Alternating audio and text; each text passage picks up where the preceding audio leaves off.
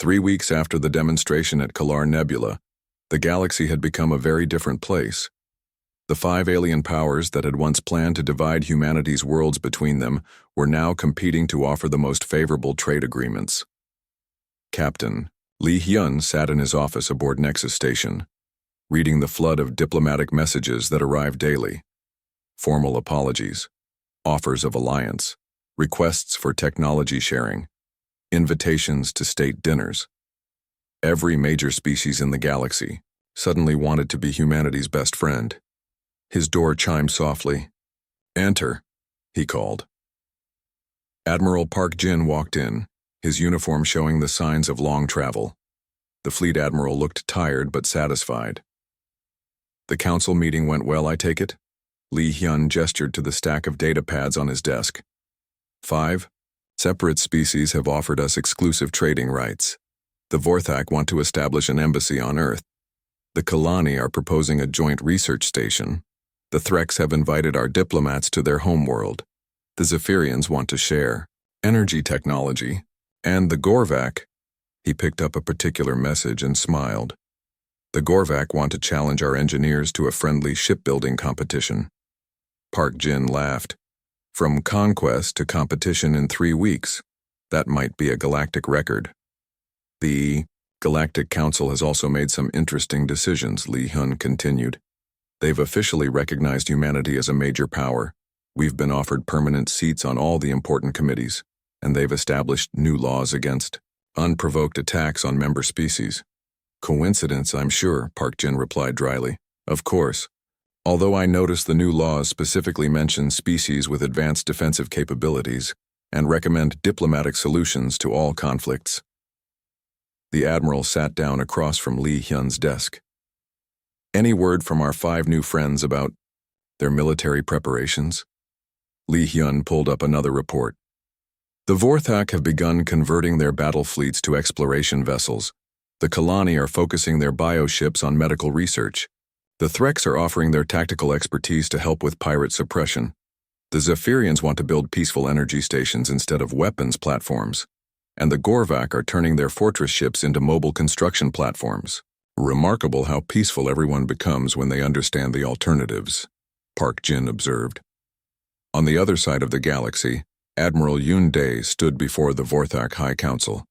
The crystal chamber rang with the voices of his people. As he delivered his report, "The humans possess weapons beyond our comprehension," he declared. "Their weakest ship carries more firepower than our entire battle fleet. Their technology is centuries ahead of ours. Conquest is not just impossible, it would be suicide." The High Council's crystals chimed with concern. "Then we are defenseless before them?" asked the Prime Crystal, his ancient voice echoing through the chamber. "No," Yoon Dae replied. "We are safe because they choose to let us be safe. The humans could have destroyed us at any time in the past 50 years. Instead, they offered trade and friendship. I recommend we accept both." A younger council member's crystals flashed with skepticism. "You believe they will honor their agreements?" Yoon Dae thought of Captain Kim Min's calm voice as she demonstrated the power to unmake worlds. "I believe they have no need to break them. When you are strong enough to take everything, choosing to take nothing becomes the ultimate display of strength." In the deep oceans of the Kalani homeworld, Commander Shin Bo swam through the council depths. Her bioluminescent patches pulsed with memories of the human demonstration. The other Kalani leaders floated in formation around her, their light songs creating complex harmonies in the water. "The human ships are not alive," she sang, "but they carry death that is more than death, weapons that unmake existence itself. Yet when they speak of friendship." The Elder Mother's ancient voice resonated through the water. "You believe this friendship is genuine?" "I believe it is irrelevant whether it is genuine," Shinbo replied. "Their power makes their intent the only truth that matters. If they wish friendship, we will be friends. If they demand tribute, we will pay tribute. If they require slaves, we will serve. But they ask only for trade and peace. Then we give them trade and peace," the Elder Mother decided. "And we remember that the universe is larger and stranger than we imagined. On the desert world of Threx Prime, Commander Park Wo presented his analysis to the War Council. The reptilian leaders listened with typical cold logic as he explained humanity's true capabilities. Their weapons operate on principles we do not understand, he hissed. Their defenses exist in dimensions we cannot reach. Their power sources harness forces we have only theorized about. From a tactical perspective, conflict with humanity would result in our complete extinction. The war leaders' scales shifted to colors of deep thought. And their intentions? Unknown. But their actions suggest genuine preference for peaceful coexistence. They could have destroyed us during first contact. They could have conquered our worlds while we thought them weak. Instead, they maintained the deception of weakness to avoid conflict, a species that hides its strength to preserve peace. The war leader mused. Fascinating. Perhaps we can learn from them. Park Wo's tongue flicked in agreement. I have already begun studying their diplomatic methods. Their approach to conflict resolution is surprisingly effective. In the energy storms around a dying star, Admiral Kim so communed with the Zephyrian collective. Her form flickered between dimensions as she shared her experiences with the 1,000 minds that governed her species. The humans command forces that bend the fabric of reality, she reported. They carry stars within their ships. They wield weapons that erase existence, yet they choose restraint over dominance. The collective's response came as a chorus of electrical thoughts. This restraint, is it weakness or strength? It is the ultimate strength, Kim So replied. Only those who possess absolute power can choose not to use it. The humans have evolved beyond the need for conquest. Then we will learn from their example, the collective decided. Perhaps it is time for the Zephyrians to evolve as well. On the asteroid mining stations of Gorvak space, Namgil addressed his clan leaders. The massive Gorvak spoke with rare thoughtfulness, his usual bluster replaced by careful consideration. I have seen the humans' true power, he rumbled.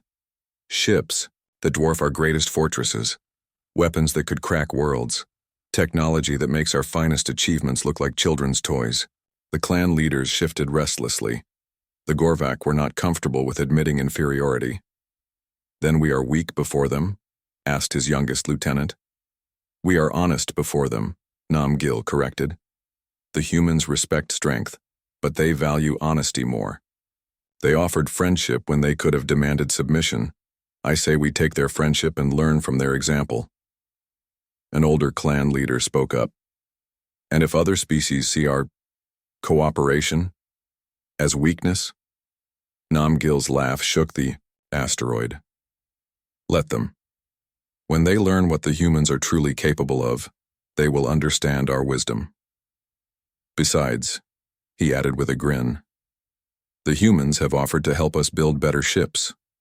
Imagine Gorvak engineering combined with human power sources. Back on Earth, Fleet Admiral Park Jin stood in the war room where this had all begun. The holographic display now showed a very different galaxy, one where green markers indicated friendly species far outnumbered the red markers of potential threats. Status report, he requested. Colonel Choi Su looked up from her intelligence briefings. All 5 target species have officially requested non-aggression pacts. The Vorthak and Kalani have proposed mutual defense treaties. The Threks want to establish joint training exercises. The Zephyrians are offering energy technology in exchange for materials science. And the Gorvak want to build a joint shipyard. Any hostile reactions from other species? Quite the opposite, Choi Su replied. Word of the demonstration has spread throughout the galaxy. We've received friendship overtures from over 30 species. The pirate clans have withdrawn to the Outer Rim. The Hegemon Empire has officially apologized for their territorial claims near our colonies. Park Jin nodded with satisfaction. And our military status? All dreadnoughts remain on station. Defensive posture maintained. No hostile actions required. The galaxy appears to be entering an unprecedented period of peace. Captain Kim Min's voice came through the communication system. Admiral, this is Soul's Pride reporting from the Centauri system. All human colonies report normal status. No threats detected. Thank you, Captain. Continue patrol. As the connection closed, Park Jin looked out at the stars through the war. room's observation window. Humanity had revealed its power not through conquest but through restraint. They had gained respect not by destroying enemies but by choosing not to have enemies at all. The galaxy was learning that true strength came not from the ability to destroy but from the wisdom to create instead. And humanity, the species that had been dismissed as weak and primitive, was teaching the oldest civilizations in the galaxy what it really meant to be powerful. Captain Lee Hyun's final diplomatic report would read, "Mission accomplished, Galactic. Peace established through demonstration of superior strength. Human colonies secure. Trade relationships established with all major powers. Recommend continued policy of..." The aftermath of the Busan Thunder's demonstration stretched across space like a scar in reality. Where the asteroid field had been, there was now simply nothing, not even debris, not even dust. Just a perfect line of emptiness extending beyond the range of any sensor. The 5 alien commanders stared at their displays in absolute silence. Their tactical officers ran diagnostic checks again and again, unable to believe what their instruments were telling them. The readings made no sense. Matter didn't just disappear. Energy couldn't simply erase existence itself. Admiral Yoon Dae's crystal armor had stopped its musical ringing. The Vorthak leader sat motionless in his command chair, his 4 eyes fixed on the sensor readings. "Run a full spectrum analysis," he whispered to his science officer. "Tell me what kind of weapon could do this." The smaller Vorthak's silver crystals flickered with confused light. "Admiral, there is nothing to analyze. The matter is simply gone. Not destroyed, not converted to energy. Gone." Commander Shinbo's bioship was pulsing with colors of distress. The living vessel could sense the wrongness in space where the asteroids had been. "The water here tastes of death," she sang in a trembling voice. "Not normal death, something worse, absence. Void." Her science officer, a young Kalani, whose bioluminescent patches flashed rapidly with agitation, reported the impossible. "Commander, our biosensors cannot detect any trace of the target asteroids.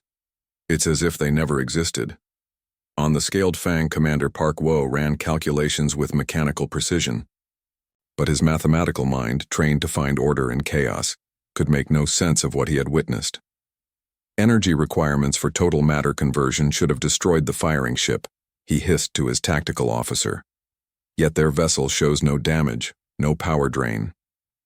"Sir," his officer replied, tongue flicking nervously, "our analysis suggests the weapon didn't convert matter to energy. It appears to have removed the matter from this dimension entirely. The energy being Kim. So was perhaps the most disturbed of all. Her entire existence was based on understanding energy patterns and matter states. What she had seen violated everything she knew about physics. "This is impossible," she crackled through her suit's speakers. "Matter cannot be unmade. Energy cannot be uncreated. Yet that is what we witnessed." Her science officer, another energy being in a copper-colored suit, flickered with uncertainty. "Admiral, the weapon appears to have created a localized zone of absolute destruction, not disintegration, annihilation." Namgil's iron tusk was running every sensor at maximum power, scanning the area where the asteroids had been. The fortress ship's massive computers strained to process the data. How much power would it take to do that? The Gorvak commander rumbled. His chief engineer, a scarred veteran of 100 battles, shook his massive head. "Admiral, based on these readings, their single weapon discharged more energy than our entire battle group carries, and they called it minimal power." Captain Choi Su's voice broke the stunned silence. She sounded cheerful, as if erasing a mountain-sized asteroid was perfectly normal. "How was that? Sufficient demonstration of human capabilities?" The alien commanders looked at each other through their holographic connection. Each face showed the same expression, dawning understanding mixed with growing terror. "Your weapon," Yoon Dae finally managed to say. "What do you call it?" "We call it Tuesday," Captain Anji replied from the Busan Thunder. "Because it's what we do on quiet days when nothing interesting is happening." Park Wo's tactical mind was still trying to process the implications. The energy requirements. Your ship should have been torn apart by the power discharge. Our ships are built to handle much larger loads than that, Captain Kim Min explained from the Soul's Pride. That was approximately 1% of the Busan Thunder's maximum output. 1%. The alien commanders felt their world shift under them. If that unimaginable destruction was 1%, what would full power look like? Commander Shin.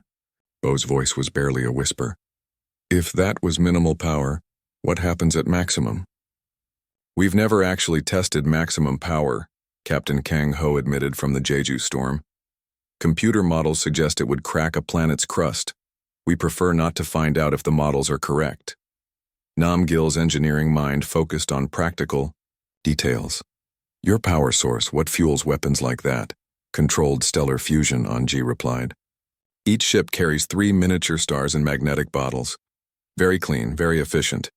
We learned to be environmentally conscious when we started building weapons that could accidentally sterilize solar systems. Kim So's energy form flickered with disbelief. 3 stars? You carry 3 stars inside your ship? Small ones, Kim Min clarified. Only about the size of your moon. We tried using larger stars, but they made the weapons too powerful for practical use. The aliens exchanged glances. Their most powerful ships were fueled by fusion reactors that could barely contain the energy of lightning. These humans carried entire stars. Yoondae struggled to maintain his composure. Your shields. What protects you from weapons like ours? We don't use shields, Kang Ho replied. Our armor is made from compressed matter. It exists in a different quantum state than normal matter. Your weapons would have to hit us in the correct dimensional phase to cause damage. And what are the chances of that? Park Wo asked. Our computers estimate roughly the same as winning the galactic lottery while being struck by lightning during a solar eclipse on your birthday. Shinbo's living ship pulsed with colors of surrender. How many ships like these does humanity possess? The question hung in space like a death sentence. The 3 human captains exchanged glances across their private communication channel before Kim Min answered. That information is classified, but I can tell you that Earth Defense Force maintains adequate protection for all human colonies. Define adequate, Namgil rumbled. Every human world has at least 1 dreadnought on permanent station, Anji replied casually. Some of the more important colonies have entire battle groups. The aliens did quick calculations. Humanity had been colonizing for 50 years. Conservative estimates suggested at least 200 human worlds. That meant a minimum of 200 ships like these. Possibly thousands. Kim So's form flickered with something that might have been despair. Why did you hide this from us? Why let us think you were weak? Captain Choi Su's voice carried a note of gentle reproach. We didn't hide anything. We simply didn't advertise. There's a difference between being peaceful and being helpless. But your ship's in the outer systems, protested Yoondae. We've seen them. Small, simple vessels with basic weapons. Those are cargo ships and civilian transports, Kim Min explained. Did you expect us to use dreadnoughts to deliver groceries? The alien commanders felt the universe shift around them. Everything they thought they knew about humanity was wrong. The small, weak species they had planned to conquer was actually the most powerful military force in the galaxy. Park Wo's logical mind was already calculating new political realities. If humanity has possessed weapons like these for decades, why haven't you conquered the galaxy? Why would we want to? Kang Ho asked, genuinely puzzled. Conquest is expensive, time-consuming, and morally questionable. We prefer trade and diplomacy, much more efficient. But with such power, Namgil insisted, you could rule everything. Rule what? Anji replied. A galaxy full of resentful subjects plotting rebellion? No thank you, we tried empire building on our home planet. The paperwork alone nearly drove us extinct. Commander Shinbo's voice was small and frightened. What happens now? To us, I mean. The question everyone was thinking but afraid to ask. They had come here planning to divide humanity's worlds between them. They had threatened Earth with conquest and slavery. What would be their punishment? Kim Min's voice was thoughtful, That depends. Are you still planning to invade our colonies? No. All 5 commanders said simultaneously. Good, Kim Min replied cheerfully. Then I see no reason why we can't be friends. Earth is always looking for new trading partners. The relief was almost tangible across the communication channels. But Yoon Dae had to ask the final question. And if someone else threatens humanity? Someone who doesn't know about your true capabilities? The 3 human captains were quiet for a moment. Then Kim Min spoke, her voice carrying the weight of absolute certainty. Then they would learn the same lesson you just did. Hopefully with similar wisdom. Captain Choi Su's cheerful voice cut through the tension. Well, that was educational. Shall we return to our respective homes? I believe there are some treaties that need to be rewritten. As the alien fleets prepared to depart, each commander knew their world had changed forever. The galaxy now had a new apex predator, one that preferred diplomacy to conquest, but possessed the power to enforce that preference. Humanity had revealed its true face, and that face was both terrifying and strangely comforting. Terrifying in its power, comforting in its restraint. The 5 species would return home with new respect for the quiet species from the 3rd planet of an unremarkable yellow star. A species that spoke softly but carried the biggest stick in the galaxy. The silence stretched across space like a held breath. 5 alien commanders stared at their sensor displays, trying to make sense of readings that should have been impossible. The 3 human dreadnoughts floated in the nebula like sleeping gods, their dark hulls drinking in the purple light. Admiral Yoon Dae was the first to recover his voice. The crystal plates on his body clicked nervously as he spoke. Impossible. Our intelligence said humans had only small ships, cargo vessels with weapons bolted on. Intelligence can be wrong, Captain Kim Min replied from the Soul's Pride. Her voice carried across all frequencies with absolute calm, especially when the observed party prefers privacy. Commander Shin Bo's bioship pulsed with agitated colors. The living vessel could sense things its mechanical counterparts missed. My ship is afraid, she whispered, her singing voice cracking. It feels predators in the water, apex predators. Captain Choi Su's small ship seemed like a toy boat floating between battleships, but her voice remained cheerful. Shall we begin the demonstration? We've prepared some suitable targets. Wait, Park Wo hissed, his forked tongue flicking rapidly. These ships, their energy signatures don't match any known technology. What powers them? Captain Kang Ho answered from the Jeju storm. His voice was younger than Kim Min's but carried the same quiet confidence. We harness the same forces that power stars. It seemed the most efficient approach. Nam Gil's fortress ship Iron Tusk began running active scans on the human vessels. The results made his tactical officers step back from their consoles. The armor readings are, Admiral, these ships register as solid neutronium. That's impossible. No ship that size could move if it were made of neutronium. It's not neutronium, corrected Captain Anji from the Busan Thunder. It's something we developed ourselves. Much lighter, much stronger. We call it compressed matter. It exists at the molecular level our enemies' weapons cannot reach. Kim So's energy form flickered with confusion and growing fear. Her entire existence was based on understanding energy patterns. These human ships made no sense to her. Your power sources. I can see them burning like stars inside your hulls. But the energy flow is controlled, channeled. How do you contain stellar-level power in such small spaces? Carefully, Kim Min replied. The aliens tried to maintain their composure, but their sensor officers were reporting increasingly disturbing information. The human ships weren't just large. They were technologically advanced beyond anything in the galaxy. Your weapons, Yoon Dae said, struggling to keep his voice steady. What classification are they? We don't use classifications, Anji answered. We just call them effective. Choi Su's voice cut through the tension. Gentlemen, ladies, and energy beings, we have targets prepared. Several large asteroids at various distances. Shall we see what your impressive fleets can do? The alien commanders looked at each other through their holographic connection. They had come here to intimidate humans with their superior firepower. Now they faced ships that made their proud vessels look like children's toys. But they were warriors. They had conquered worlds and crushed enemies. They would not show weakness now. Very well, Park Wo declared. We will demonstrate our weapons. Then you can show us what human toys can do against real targets. The first asteroid was the size of a small mountain, spinning slowly in the nebula's glow.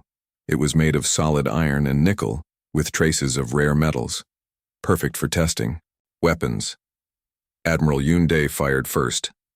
The Swarm Lord's crystal weapon pods opened like flowers, revealing rows of missile launchers. "Crystal swarm missiles full spread," he commanded.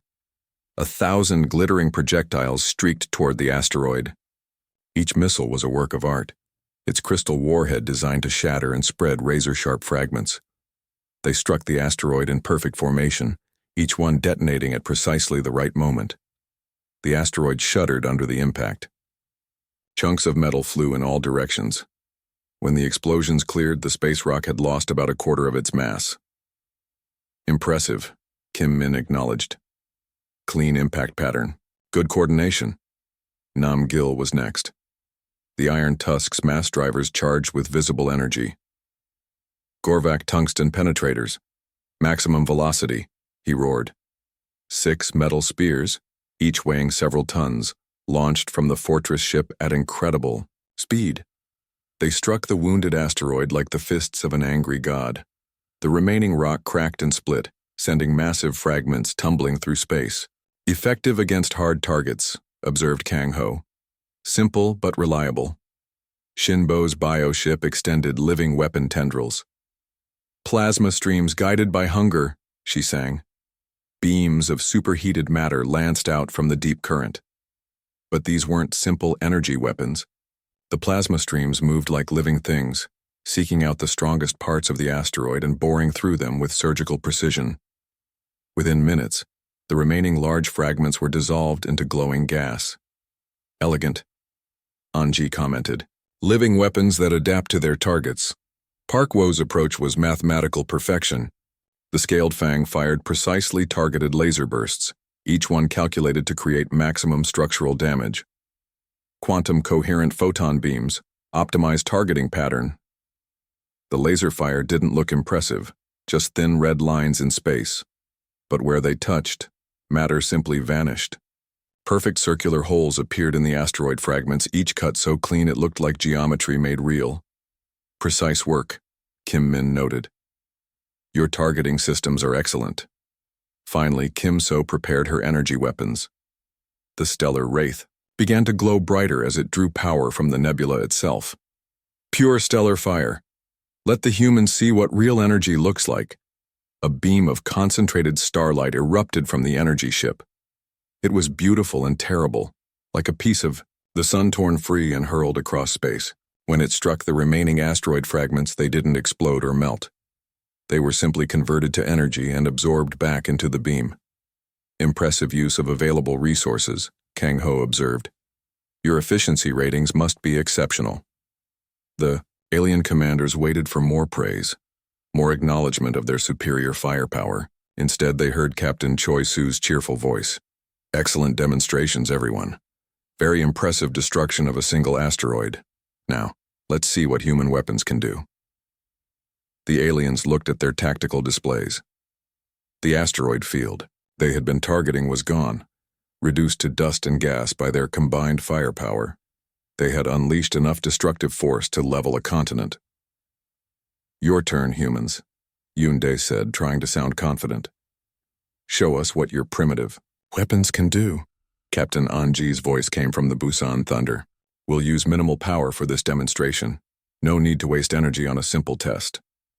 "Single-barrel standard charge," added Kim Min from the Soul's Pride.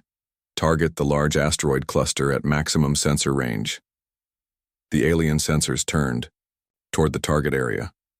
At the very edge of their detection range was another asteroid field, much larger than the one they had just destroyed. The biggest rock was the size of a small city. "That target is over 50,000 kilometers away," Park Wo hissed. "Your weapons cannot possibly reach that far with any accuracy." "We'll see," Anji replied.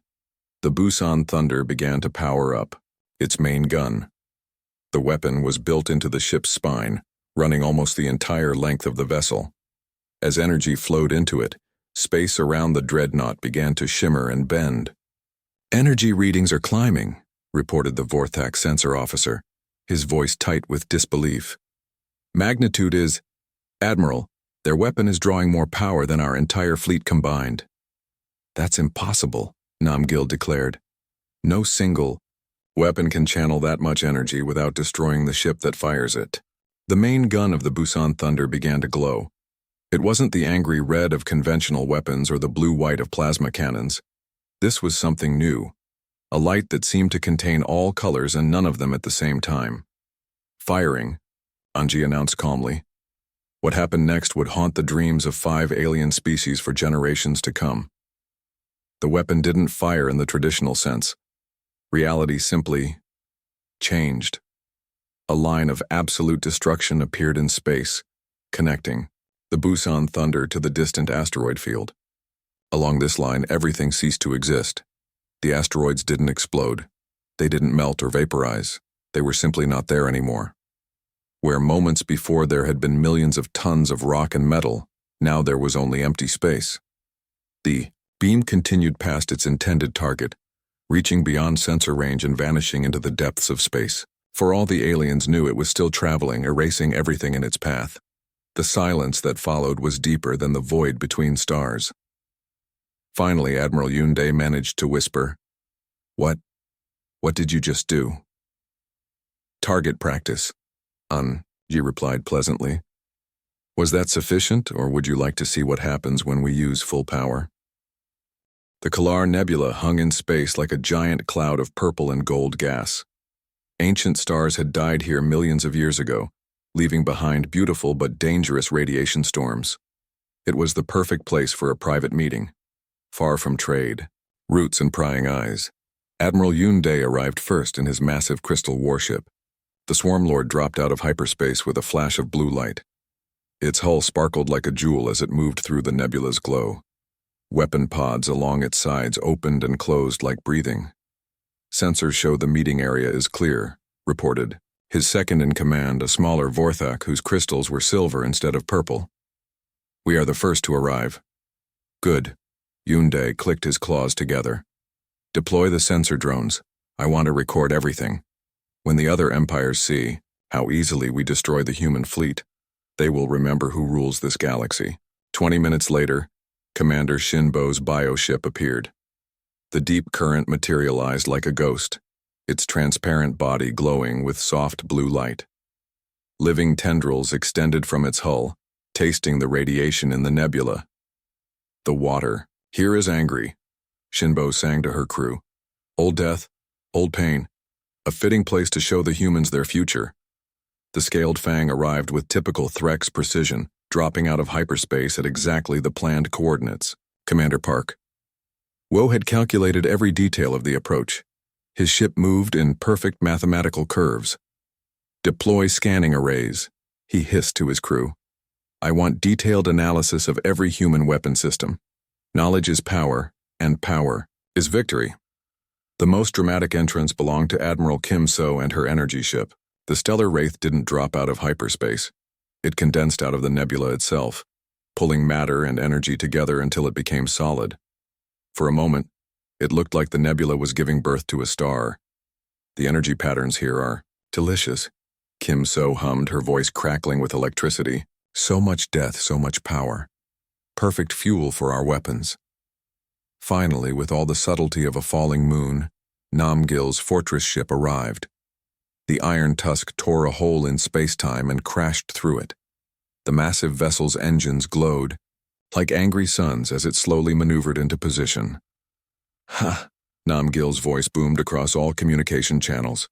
"Now we have a proper war fleet, 5 ships that could conquer 100 worlds, and we are here to crush, what, 12 human toys?" The 5 alien commanders opened a joint communication channel. They appeared as holograms on each other's bridges, their forms strange and intimidating.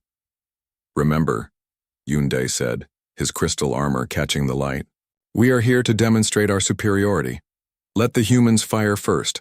Let them show us their best weapons. Then we will show them the difference between children playing with sticks and warriors wielding swords." "Agreed," hissed Park Woe. "My analysis suggests human weapons are primarily kinetic, metal projectiles fired by chemical explosives, primitive but potentially dangerous to unshielded vessels." Shinbo's tentacles moved in patterns of amusement. "My biosensors detect no life signs in this region except what we brought ourselves. The humans haven't even arrived yet. Perhaps they lost courage. Or perhaps they know they are about to die," suggested Kim. So, her form flickering between matter and energy. "They'll come," Namgil rumbled. "Humans are stupid but stubborn. They would rather be destroyed than admit weakness."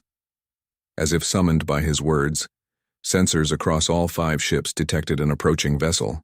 A small craft dropped out of hyperspace and began moving toward the alien fleet. It was sleek and silver but tiny compared to the warships waiting for it. "Is that their battleship?" Hyundai asked, his voice dripping with contempt. "Scans show minimal weapon signatures," reported Park Woe.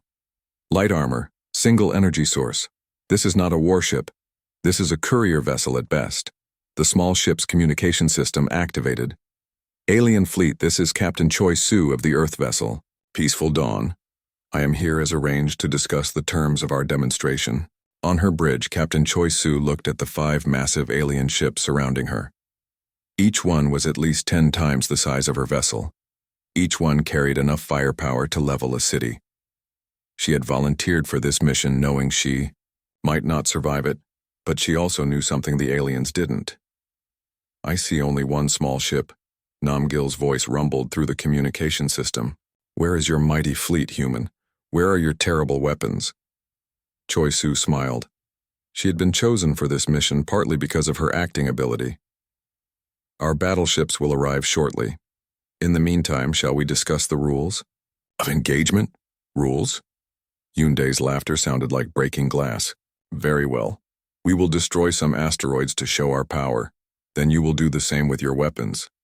After we see how pathetic human technology is, you will surrender your colonies to us." "And if we refuse to surrender?" Choi Su asked. "Then, we will take your worlds by force," Park Woe hissed. "But we prefer to be civilized about conquest." Choi Su nodded as if this was perfectly reasonable. "I understand, but I should warn you, our ships are somewhat larger than this one." "How much larger?" asked Shinbo. "Twice the size, 3 times. You'll see," Choi Su replied. While they talked, Captain Lee Hyun's diplomatic vessel maintained position at the edge of the meeting area. His sensors were recording everything, but they were also watching for something else. Specific energy. Signatures that would announce the arrival of Earth's real fleet. "Human." Kim So's voice crackled with electrical interference. "Your people have 5 minutes to arrive before we assume you have fled in fear." "Oh, I don't think you'll have to wait that long," Choi Su said calmly. As she spoke, long-range sensors on all 5 alien ships began detecting massive spatial distortions. The readings were unlike anything they had seen before. Space itself seemed to be bending and twisting in 3 different locations. "Sensor anomaly," reported the Vorthak officer. On the Swarm Lord. "Unknown energy patterns approaching from hyperspace. Magnitude is off our scales."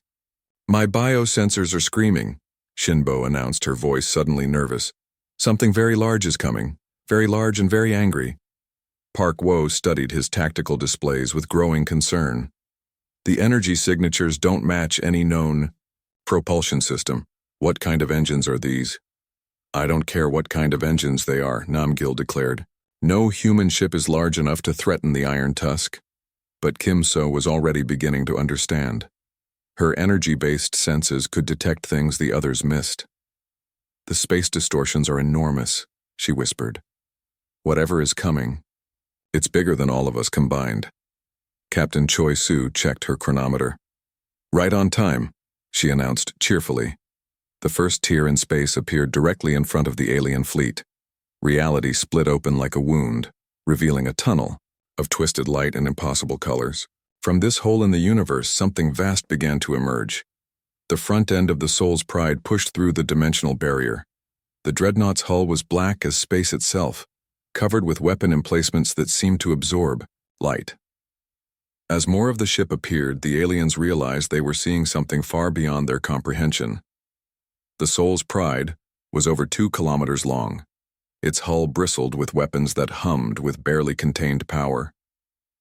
Energy. Fields around the ship made space shimmer like heat waves. This was not just a warship.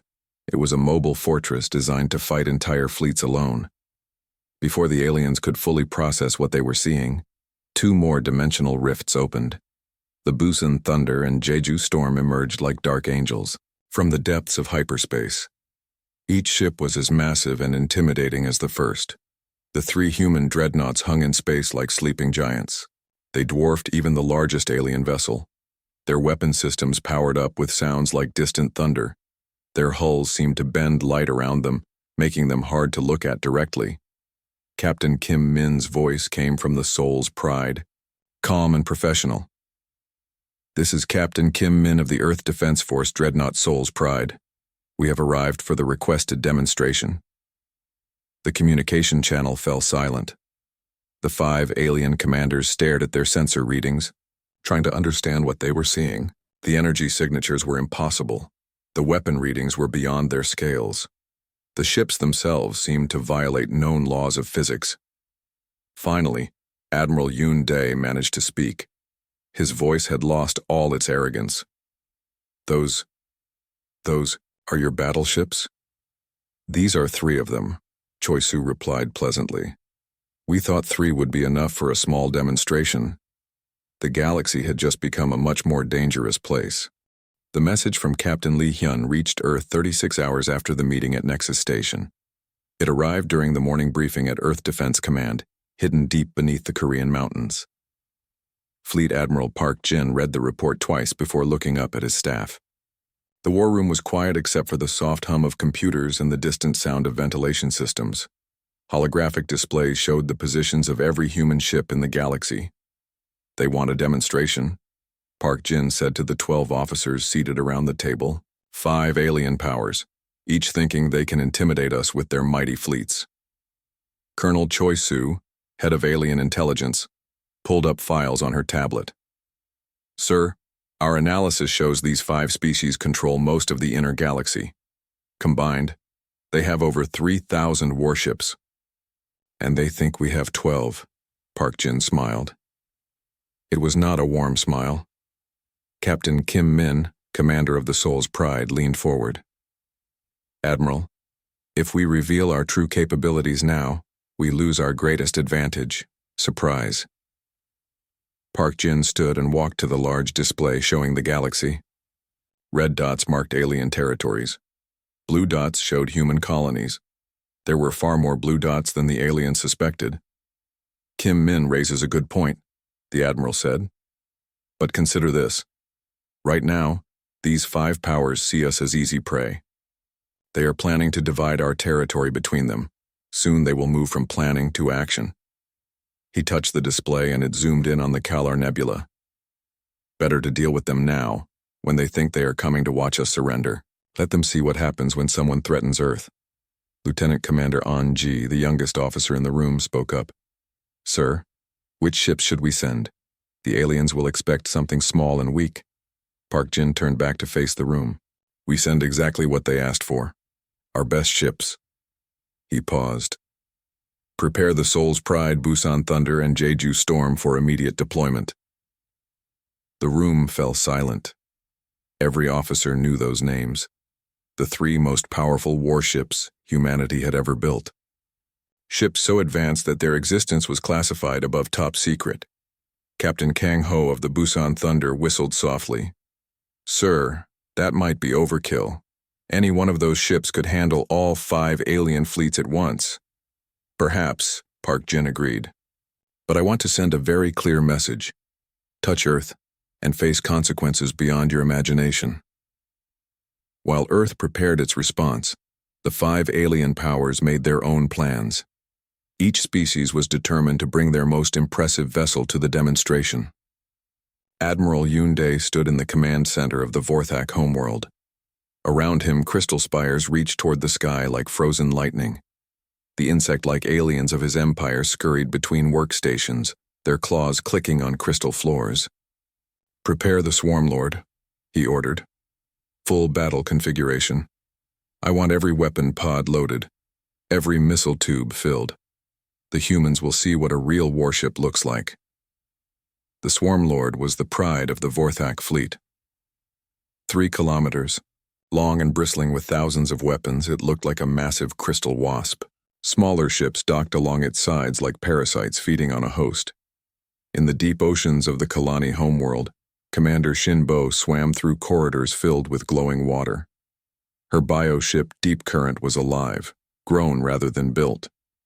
Its walls pulsed like a heartbeat. Tendrils of living metal moved through the ship like blood vessels. "My beautiful current," she sang to her ship. "Soon we will show the surface dwellers what real power looks like. Ships that think, weapons that learn, armor that heals itself." The Deep Current was shaped like a massive jellyfish. Its translucent body glowed with bioluminescent patterns. When it moved through space, it looked like a living star. On the desert world of Threx Prime, Commander Park Wo inspected his vessel in an underground hangar. The Scaled Fang was built for precision. Every angle was perfect. Every weapon placement was calculated for maximum efficiency. "Load the quantum torpedoes," he hissed to his crew. "Charge the plasma cannons. The humans will learn what happens when reptiles hunt." The Scaled Fang looked like an enormous snake made of green metal. Its hull was covered in overlapping scales that could deflect energy weapons. At its head, sensor arrays swept space like searching eyes. In the energy storms around a dying star, Admiral Kim So powered up her vessel. The stellar wraith existed half in normal space and half in pure energy. Its hull flickered between solid matter and living lightning. "Feed the reactors," she commanded. "Open the conduits to the star's core. Let the humans see what it means to ride the solar wind." The stellar wraith was beautiful and terrible. It looked like a ship made of captured starlight, constantly shifting and changing shape. When it moved, space itself seemed to bend around it. In the asteroid belt around Gorvak Prime, Namgil prepared his fortress ship. The Iron Tusk was less elegant than the other vessels. It was built like a flying mountain, all armor and massive weapons. But it was also the most durable ship in the galaxy. "Load the mass drivers," he roared. "Prepare the fusion rams, the humans. We'll see what happens when the Gorvak clans go to war." The Iron Tusk looked exactly like its name suggested. A massive metal tusk covered in gun turrets and missile batteries. It moved slowly but hit like a planet-killer asteroid. As the 5 alien fleets prepared for departure, Captain Lee Hyun waited at Nexus Station. His small diplomatic ship, the Peaceful Dawn, seemed tiny compared to the alien warships passing by. Other species watched from the observation decks, eager to see the humans humiliated. Lee Hyun received regular updates from Earth. The 3 dreadnoughts were already in hyperspace, traveling by routes known only to humanity. They would arrive at Kalar Nebula exactly on time. 2 days before the meeting, Lee Hyun received a personal message from Admiral Park Jin. The message was simple. "Show them what courtesy costs, Captain. Then show them what rudeness costs." On the final day, Lee Hyun departed Nexus Station. His ship's sensors detected the 5 alien fleets converging on the nebula. Each fleet was massive, designed to intimidate and overwhelm. As he flew through hyperspace toward the meeting, Lee Hyun thought about Earth's history. Humans had always been underestimated. Other tribes thought they were weak. Other nations thought they were backward. Other species thought they were primitive. All of them had learned the same lesson eventually. Humans were dangerous precisely because they looked harmless. They had survived by being careful, by planning ahead, by preparing for the worst while hoping for the best. The aliens thought humanity's caution was weakness. They thought human diplomacy was fear. They were about to learn the difference between being peaceful and being helpless. In the deep black of space, 3 massive shapes moved through dimensions the aliens had never imagined. The Soul's Pride, Busan Thunder and Jeju Storm traveled faster than light itself, their hulls wrapped in fields that made reality bend around them. Inside the Soul's Pride, Captain Kim Min checked her systems one final time. Every weapon was charged. Every shield was powered. Every crew member was ready. All stations report green, her first officer announced. Good, Kim Min replied. In 12 hours we show the galaxy what Earth defense looks like. Let's make sure they remember. The three ships continued their journey toward Kalar Nebula, carrying with them the hopes and anger of humanity. Soon 5 alien species would learn what it meant to threaten Earth. Soon the galaxy would understand that humans were much more than they appeared to be. The Great Hall of Nexus Station buzzed with alien voices. 5 different species sat around a massive circular table, their forms strange and powerful. At the far end, almost forgotten, sat a single human in a simple blue uniform. Captain Lee. Hyun kept his face calm as he listened to the aliens talk. They spoke about his people like humans were nothing more than insects. His translator device worked perfectly, catching every insult and threat. The first to speak was Admiral Yoon Dae of the Vorthak Empire. His body looked like a giant bug covered in purple crystal armor. When he moved, the crystals made soft ringing sounds. His 4 arms gestured as he talked. The humans are a joke, Yoon Dae said, his voice clicking and buzzing. Their ships are tiny metal boxes held together with hope. We have seen their fleet, 12 ships total, 12.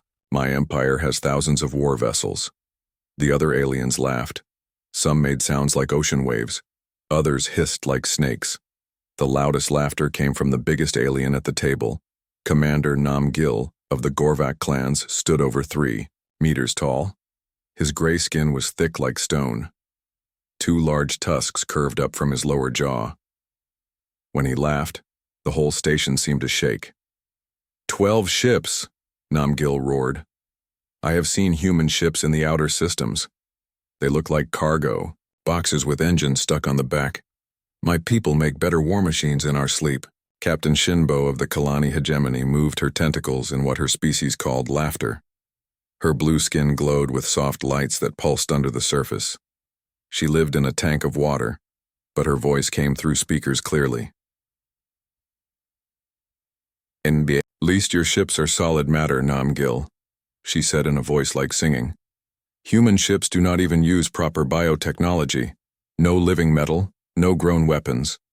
Just dead materials welded together by primitive hands. The 4th alien, Commander Park Wo of the Threx Coalition, flicked his forked tongue. His scales were bright green and gold. His eyes were like a snake's, cold and calculating. Their tactics are even worse than their ships, Park Wo hissed. We studied their war history. Humans fight each other over dirt and water. They know nothing of real space combat. No formation flying, no coordinated strikes, just random shooting and hoping for the best.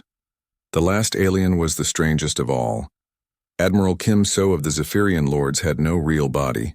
She was pure energy living inside a suit of silver metal. Blue light leaked from the joints of her armor. When she spoke, her voice sounded like electricity singing. Their power systems are 1,000 years behind ours, Kim So said. We have seen their engine signatures. Chemical rockets, fusion reactors, they still burn things to make energy. My people learned to eat stars while humans were still living in caves. Lee Hyun wrote notes on his datapad. He recorded every word, every insult, every threat. His face never changed. He had learned long ago that silence made others reveal, more than questions ever could. Yoon Dae pointed one of his crystal claws at the human captain. Look at him. He sits there like a pet waiting for scraps. This is what humans do best, nothing. Maybe he cannot understand us, suggested Shinbo. Her tentacles moved in patterns that meant amusement. Humans have such small brains. Perhaps the translator is too complex for him. Nam Gil slammed his huge fist on the table. The sound echoed through the hall like thunder. I say we tell them the truth now. Humans will serve us or be destroyed. Why waste time with pretty words? Park Wo's tail lashed behind him. Patience, Nam Gil. It is more fun to let them think they have a choice. Then we take their worlds anyway. Kim So's armor hummed with power. Their worlds are barely worth taking. No advanced technology, no useful resources, just billions of soft creatures making noise. The 5 aliens continued to talk about humans like they were not there. They discussed dividing Earth's solar system between them.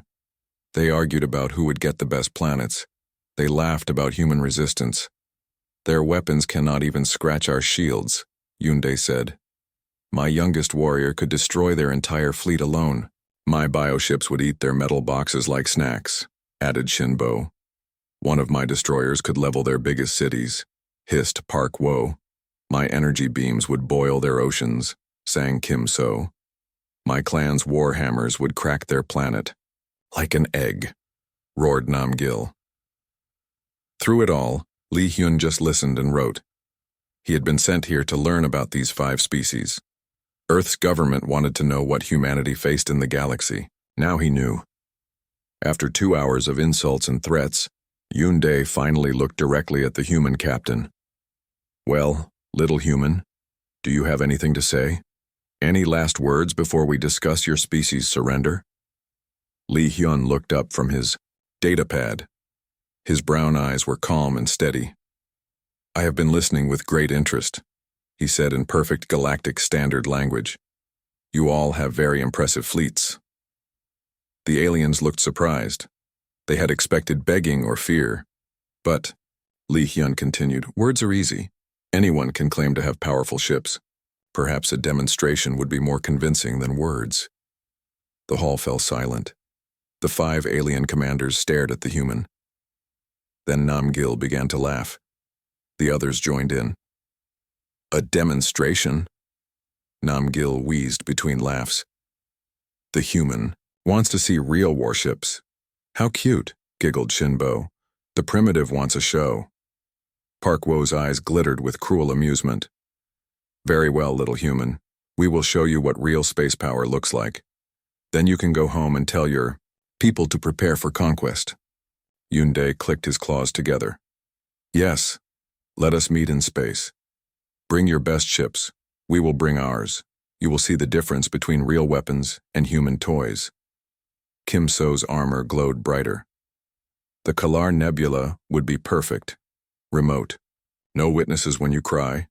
3 days, declared Nam Gil. Meet us there in 3 days, bring everything you have. We want to see your entire fleet before we crush it. Li Hyun nodded politely. 3 days. The Kalar Nebula. We will be there. He stood up and bowed slightly to each alien commander. Then he walked out of the hall. His boots made soft sounds on the metal floor. He did not hurry. He did not look back. Behind him, the aliens continued to laugh and make jokes about human cowardice. They planned which ships to bring. They argued about who would get to destroy the human fleet first. None of them noticed the small smile on Li Hyun's face as he left the station. In his ship, Li Hyun opened a secure channel to Earth. The message would take time to reach home, but it would arrive long before the meeting at Kalar Nebula. Earth Command, this is Captain Li Hyun reporting from Nexus Station, he said into the transmitter. The 5 alien powers have accepted our invitation for a demonstration. Recommend immediate deployment of appropriate assets to the Kalar Nebula. Full tactical assessment attached. Li Hyun out. He leaned back in his chair and looked out at the stars. 3 days. In 3 days, the galaxy would learn something new about humanity. The aliens thought humans were weak because they had only seen what humans wanted them to see. Small ships, simple weapons, basic tactics. Li Hyun knew the truth. Humanity had learned long ago that the best way to survive was to be underestimated. Let others think you were weak. Let them make plans based on false information. Then show them what you really were. 3 days. Li Hyun began to count down the hours.